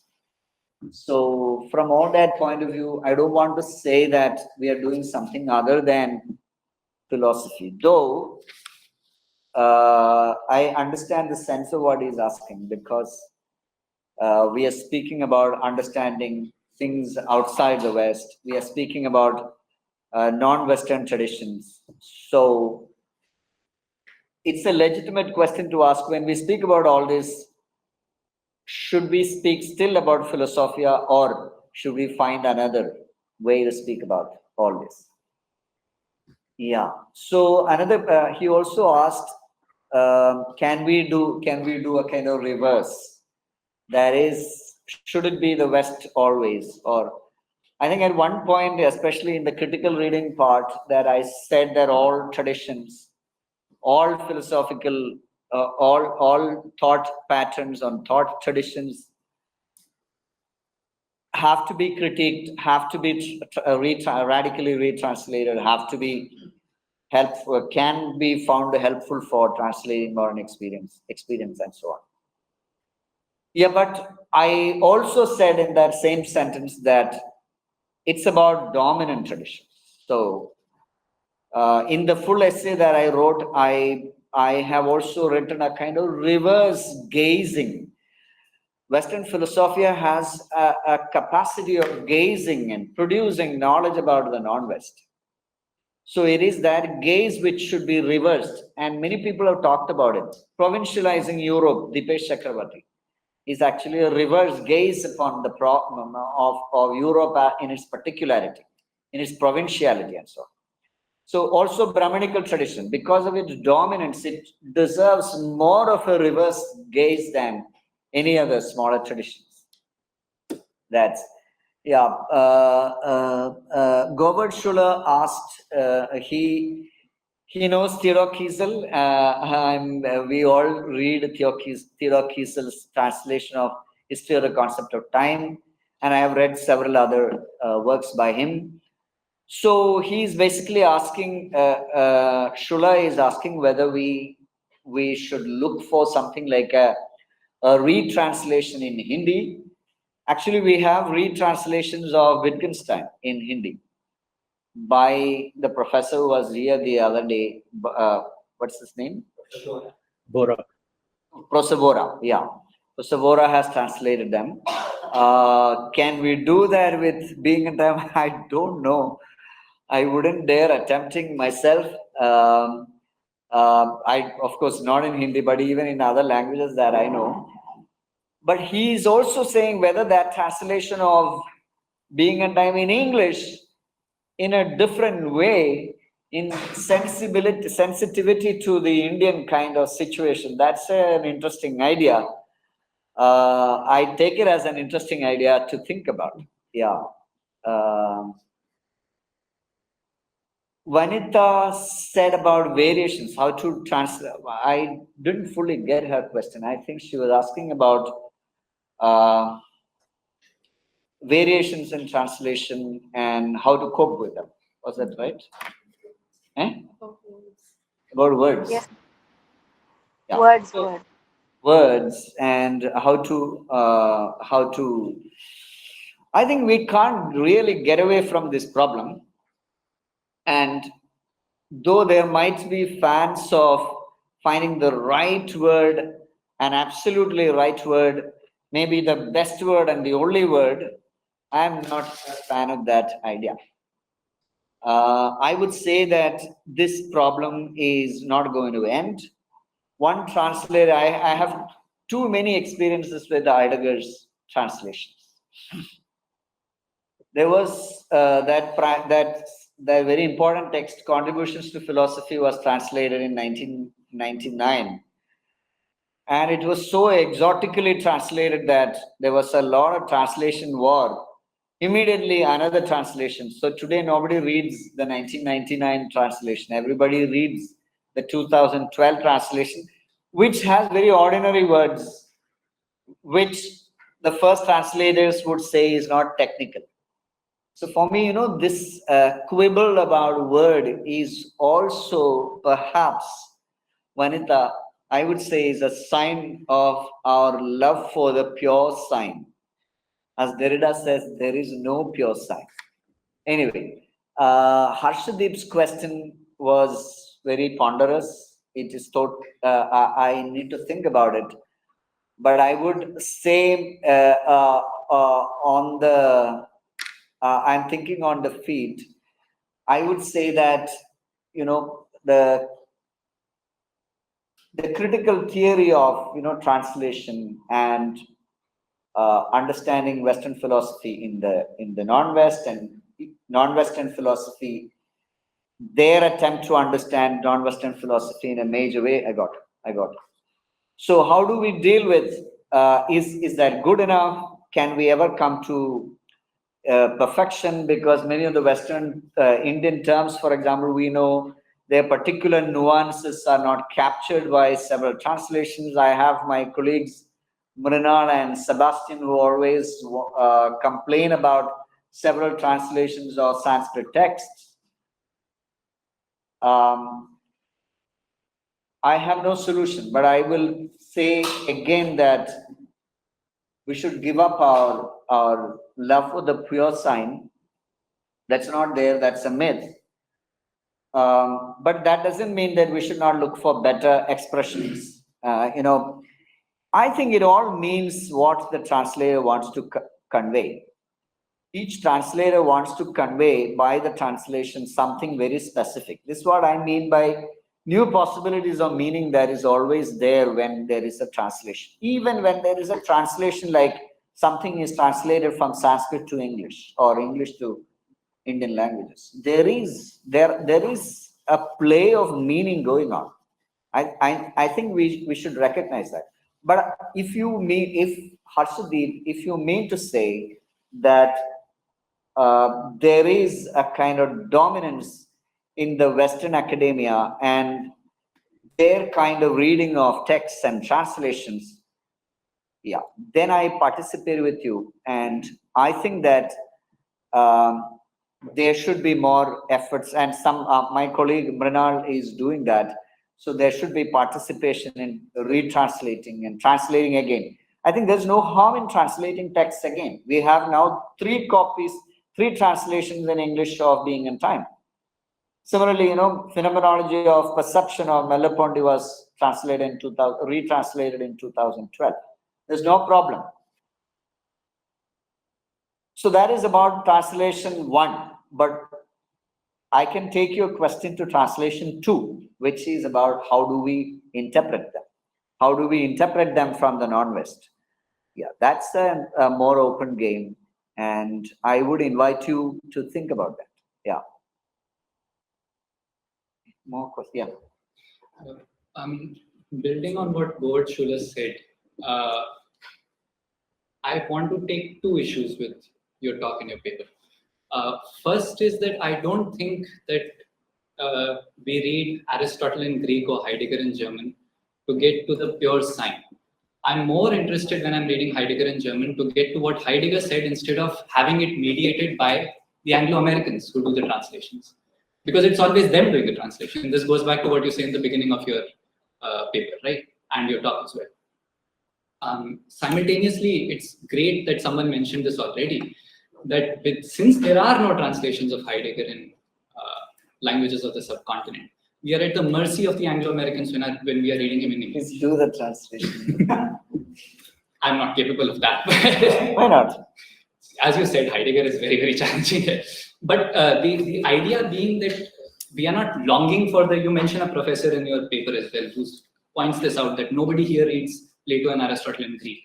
The idea is not that we should approach the pure sign, the pure unadulterated text behind the translation. The idea is that I don't want the translator to tell me what Plato or Aristotle mean. I don't want Benjamin Jowett teaching me Plato or Aristotle. I want to learn with my encounter with Plato and Aristotle through the text. Now that I think is actually just a symptom of a deeper problem that's going on behind this talk in this paper, which is that I'll come at it from an example, that I don't think that the tradition that's usually built going Heidegger-Derrida is that unproblematic. You mentioned repeatedly in both your talk and your paper, I'm reading from the paper right now, he, that is Derrida, did not share the Heideggerian Nietzschean dream of overcoming metaphysics of Philosophia. Since everyday language itself is so thoroughly enmeshed in the metaphysics of presence, as he admits in an interview, there is no possibility of overcoming it. This may be the dream of Nietzsche, though I'll doubt that. I don't think this is the dream of Heidegger. I don't think that's what he means by destruction. What he really means is he wants to get to the foundations of Western philosophy so that he can rebuild it. What Derrida means by deconstruction, ironically, even though it sounds less violent than destruction, is discrediting, is getting rid of the Western tradition altogether, replacing it with an arbitrary new tradition, as arbitrary as the last one, which will then do something, whatever that might be. That, I think, is a political concern. Now, what you're offering in the name of context philosophy and fusion philosophy at the end of your paper, those are primarily political concerns. These all suffer from the shortcoming that Heidegger himself points out in Age of the World Picture, where, funnily enough, he also anticipates Derrida. He says that true nihilism will be when you stop believing in gathering and you start believing in dispersal. And Derrida's name for this dispersal is dissemination. And Heidegger says that's absolute nihilism. You can't come back from that. And ironically, Derrida does that. So for Heidegger, Derrida is the end of philosophy. It's the end of being. It's the end of everything. Had he been around to say that. So the point being that politics is one of those ways in which the subjectum emerges with such authority that this is the narrative that I have, be it as a foe in Nazism, or be it as the individual in liberalism, or be it as the working class in Marxism. Once that subjectum has emerged, it's nigh on impossible to expand out of that sphere. which is why Marxists will say, well, there is no hope of art as art. Art is always a tool of propaganda, and so forth. So art is reduced to propaganda, religion is reduced to propaganda. All of these domains of human experience are reduced to politics. Ultimately, the token is politics. That, I think, is the serious shortcoming in what you're proposing here, that ultimately it descends into that reductionism to the political question. What will you say to that? Okay. Thank you. Yeah. You want to add? Yeah. So to this whole discussion on Let's collect pure rules, Take more. more questions and then. pure translation. So Gadamer, in one of his essays, reading is like translating, quotes Schlegel to talk about something that I feel very pertinent to this discussion. Because the whole discussion on pure translation is predicated on the idea of this nigh pure authorial intent, that the author knows exactly what he's doing when he's writing something. So when he uses a word, he uses it for some absolute purpose. By quoting Schlegel, Gadamer talks about, like, Schlegel's quote goes something like this: the job of a translator is to follow the author to how wise he is, but also to how stupid he is. So the translator's job is not trying to figure out exactly in whatever ways in which the author's vision is being put through in language, but it is through in a way to sort of demystify him and try to see him as a figure that you can just sort of see, okay, he's trying to do something here. And obviously, when you are interpreting him and you're putting that as a translation, you're going to have a less pure version of the original text. But that is not a shortcoming at all. Because when you are thinking of that as a shortcoming, you are thinking that the author is somewhat of a figure who knows everything that he's doing. So that is what is happening in this particular discussion on Heidegger. Who cares what Heidegger thinks about Dasein specifically? I mean, I live in a better world. I am as knowledgeable as Heidegger. That should be the attitude that the translator should have. So this is this is my perspective. So like, why are we concerning ourselves with this idea that Heidegger has this pure vision that he is putting through in this particular German, that I have to like learn and I have to go there and figure out what that means, what that is? It goes like, Okay. so that's the view that I just sort of, and I know it is violent, but that kind of epistemic violence is necessary. So yeah. Anyway, I'll respond. More. Are there more questions? It's good. Two Yeah, more questions. I also sort of want to add to this discussion, right? So in his aesthetics, like Hegel has this really nice quote where he's talking about Egyptian hieroglyphs and, you know, the question of how to read them, right? And Hegel says, interestingly, like the secrets of the Egyptians were perhaps also secrets to the Egyptians themselves, right? So to think that Exactly. the hieroglyphs were like this pure sign to which the Egyptians themselves had unalienated access is problematic, right? So perhaps we can say the secrets of Heidegger were also secrets for Heidegger himself, right? Which is why interpretation is possible. And there was another talk the other day at the department by Professor Siddiqui from Ashok on Ambedkar, and I missed it. Yeah. to your sort of suggestions of context and fusion philosophy, he would perhaps also add subcontinental philosophy, which is upon, of course, the geographical region, but the relation of philosophers like Ambedkar and Iqbal to continental philosophy, etc.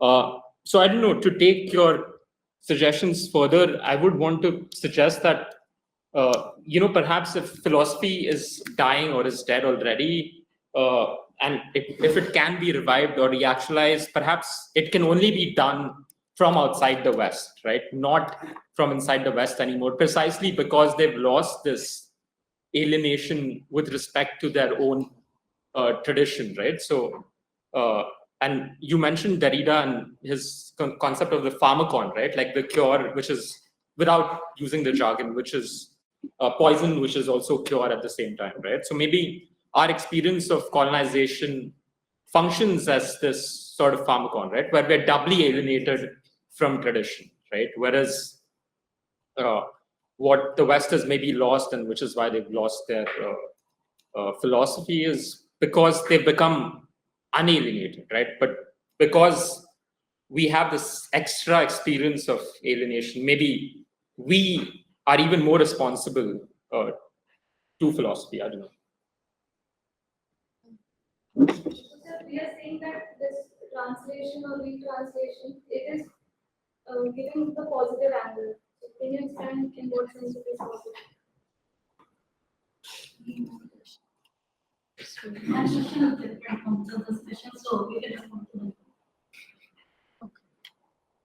Okay, so I will be very, very brief. That's the best, I think.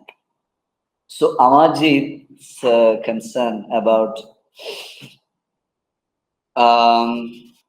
yeah, but I mentioned this. I agree broadly that translation. Okay, learning the original language and going back to the text of Plato or Heidegger. For me, that I mentioned that the only excuse for doing that is to understand it so that we can ourselves produce more and more radical retranslations. Yeah, and you would say that that's one way to understand it through mediums themselves rather than the Anglo-Americans. Okay. Yeah, but I don't know German, so I read them through Anglo-Americans. So I'm very impure that way. So that's fine. So I'm answering to Shahzad also, but I don't want to belittle people who take the effort and learn the original language and read it in the original. I really admire them. It's a great task. If they do not dream up the pure sun. Yeah. So this dreaming up the pure sign can happen not only when they say that this is the original, but it can happen in many, many subtle ways. It can happen, when people like that suddenly, by producing the original text, they might think that's an argument. A shloka or a quotation from German is an argument. It's not. It's not philosophy that way. Anyway, so all those things I put together and raise this concern.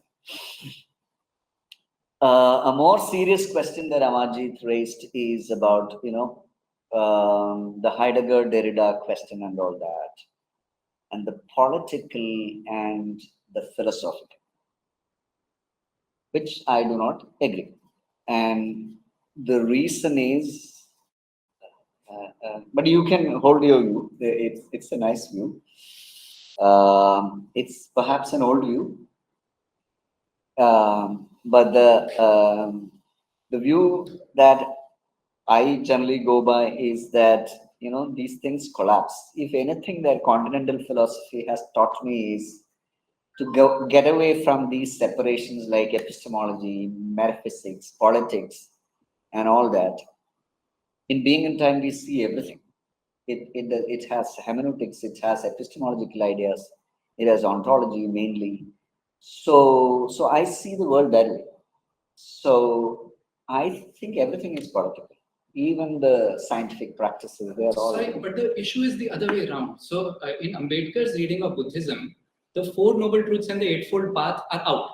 So the problem is not that political, the problem is the political is sublating everything else. They're not just sublating, they're getting rid of everything. So all other discussions are gone. Those degrees can vary, and they were.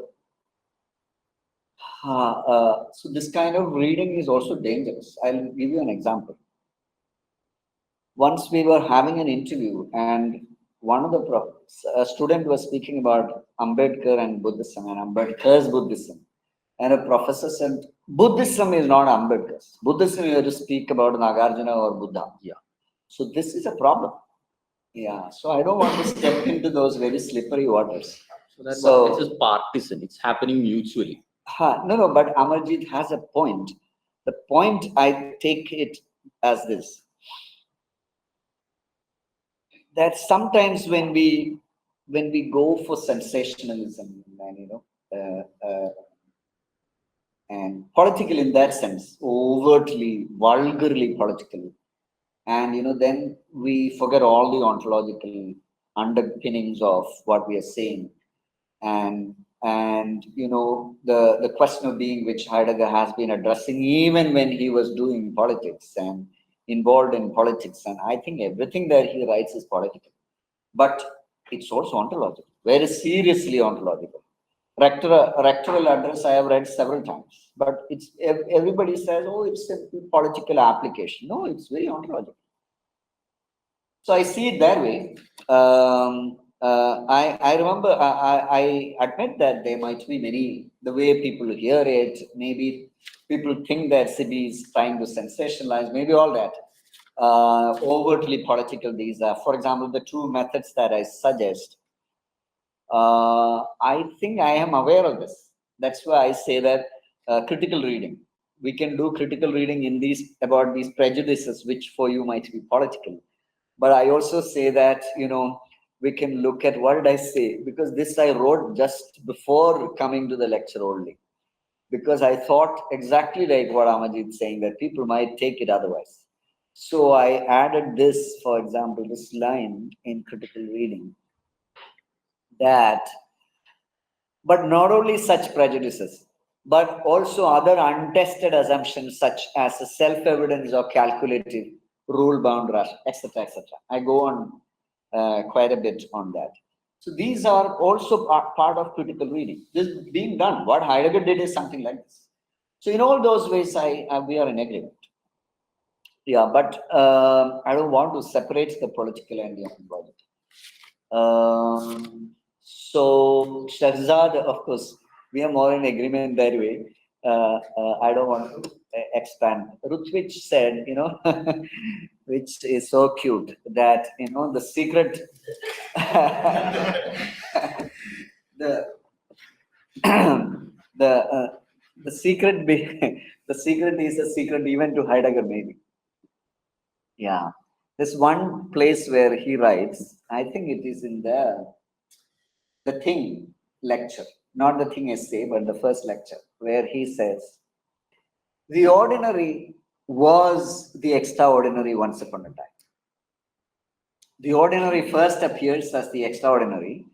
Then Derrida calls it erasure and all, but he doesn't call it that way, but he says the ordinary is covered over by, the extraordinary initially is covered over, and then it becomes the ordinary. So I think that's the way I say it, and I'm fully in agreement. You also said that philosophy can revive only here. That's a very nice idea. I will take it with full spirit. But philosophy is dying in India. That was our starting point. This is like saying that when we want to have a revolutionary political idea, we say that, where is the organic intellectual? He is the place where this revolutionary idea should come from. So where is the philosopher is the question. So I am addressing all of you here. So you are the people who are going to make this happen, if that's true. But there is truth. Several people who have studied in the West and come back and all have shared this with me, that there's a certain dryness about philosophy. That simple, they're too good at it. At the same time, it doesn't touch them, no passion about it. It just flies over everything. It becomes another science or anything, that a job, enterprise. So that way, philosophy as something that moves people, moves existence. Where will it happen? If it is here, I'm very happy. Yeah, but that's my view of philosophy. Whether my own existence is moved or not, that's open question. I am not a saint, I don't think we should take our ideas that way. Priya, in what sense translation is positive, you're saying? You asked. So, no, when I said that Heidegger has this idea of negative criticism, the covering over, decluttering, all that we said in the first critical reading strategy. The second strategy is about this positive strategy. that how do we find new meanings? How do we find meaning? New, let's not say, meaning in the text, which is Greek, which is Heidegger in the early 20th century. How do we, or Wittgenstein in the early 20th century, how do we find meaning in it? Be it about science, be it about analysis, be it about anything. But how do, so I don't agree with the idea that certain aspects of philosophy are universal, certain aspects are political, certain aspects are, I don't agree. Even when our really, even in the first book of Wittgenstein, those aspects, I see it like this. 2 + 2 is 4. This, we agree, is a kind of very universal. Every human being has a body. There's a universal kind of statement. And who can deny that? So there is universal in that. But how this universe, what is the work this universal does? Behind every mathematical phenomena and how do we use mathematical phenomena, there is interpretation going on. What kind of interpretation? How do we interpret them? How do we interpret the body? Though everyone has a body, what kind of meaning we inscribe upon the body? So how does that change? What is the meaning of that change? All these are important questions for us to ask and answer continuously. Heidegger, the question of being is an old and it's an archaic question. Nobody wanted to raise it. Suddenly he brings it alive. And every student and everyone who is in his lecture hall is animated by this question of being. And being, Levinas says that there is a sonority Heidegger introduced into the term being. Being is verbal, being is doing, being is happening, being is event, being is you, being is me. So that kind of, this is what I call translation. This is philosophy for me. Yeah, that's positive, right?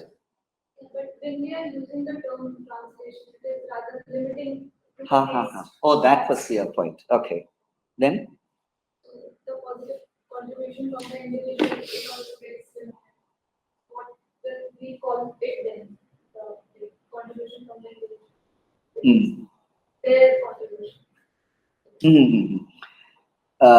No, it all depends on how do you take translation. Translation is a term used very much in continental discourse. Also in translation philosophy, translation studies.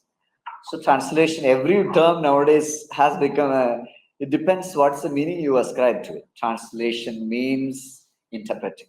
Translation. So even when we translate from one word to another language, there is already interpretation inside of this idea. So from that point of view, it's actually projecting new meaning. It's actually finding new meaning in a term like being. So what Heidegger does with being in German and using the word sign in German, that's also translation for him. Now, but you can quarrel with the term translation in the sense that no, that doesn't capture the kind of meaning that the person, the agency of the one who is translating, what he or she attributes that to that term, that doesn't come out in the word translation for you. That's open. Yeah. Are we done or? There's one more question.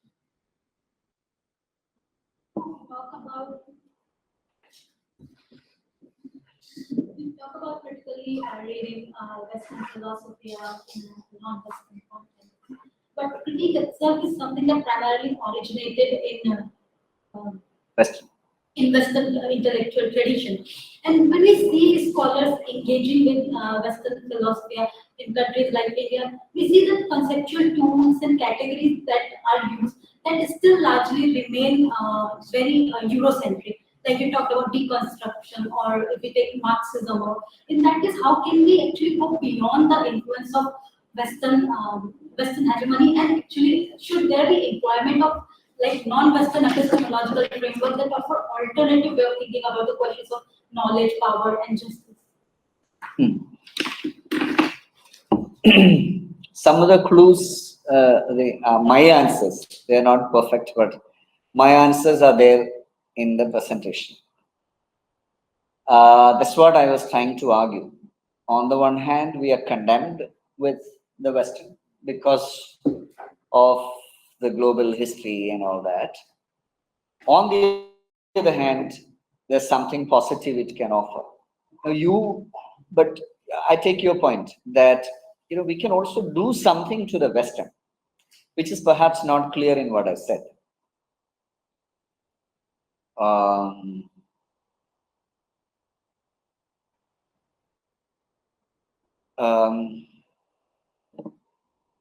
I recognize that this is not happening.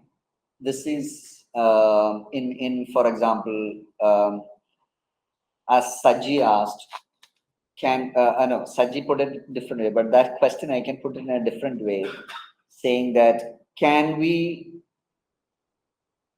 do an Indian reading of West? We use analysis, we use hermeneutics to read Indian text.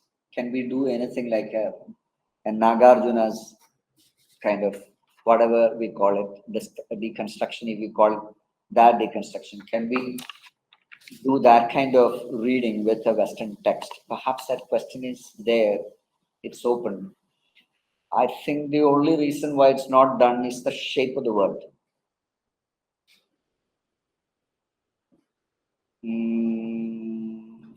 What is that shape of the world? Modernity, modern science, modern institutions. But if you think that it's because of some imperfection in Indian thought, or any thought for that matter, the imperfection is not the question, but the question of what happened. There was a kind of rude arresting of the history of. Some people disagree. Some people say that during the colonial time also there was Indian thought in. I don't know what Himanshu has to say to this, but there is anyway. There is a power dynamic to this question. Yeah. What gets to be Indian? What gets to be Indian? That's also part of this question. So when we ask and finish answering this question, before we finish this question also arises.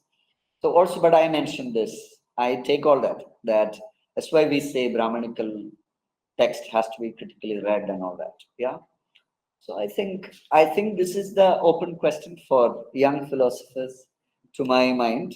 Some of you do it. Some of you are. This project is going on in many theses that I see around, in some way, at least in my mind.